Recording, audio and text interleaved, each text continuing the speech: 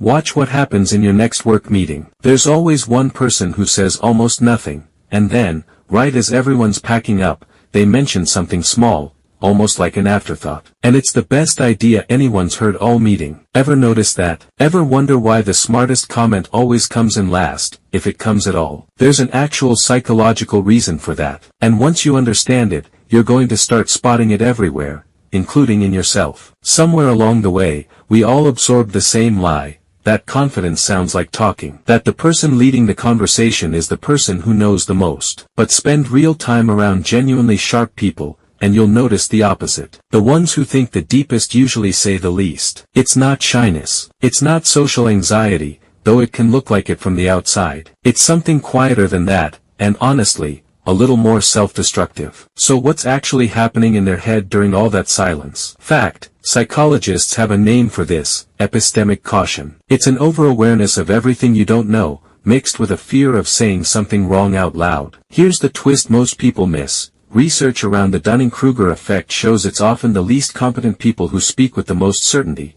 while highly capable people underestimate themselves, because they can see every exception, every counterargument, every way they could be wrong. So somebody with half the information blurts out an answer with total confidence. Meanwhile, the person who actually understands the topic is still 3 steps into a mental chess game, weighing outcomes before opening their mouth. By the time they're ready, the room's already moved on. That's not a character flaw, it's a processing style, but it has a real cost, and you've probably watched it happen to someone without realizing what you were seeing. Think back to school. There was always a kid who never raised their hand, not because they didn't know the answer, but because being almost right in front of 30 people felt like a bigger risk than staying invisible. That fear doesn't graduate with you, it just changes addresses. It shows up in a Slack channel where someone types out a response, rereads it 4 times, then deletes the whole thing. It shows up on a first date, when someone swallows their real opinion on something because agreeing feels safer than being interesting. Now let's put a face on it. A software engineer,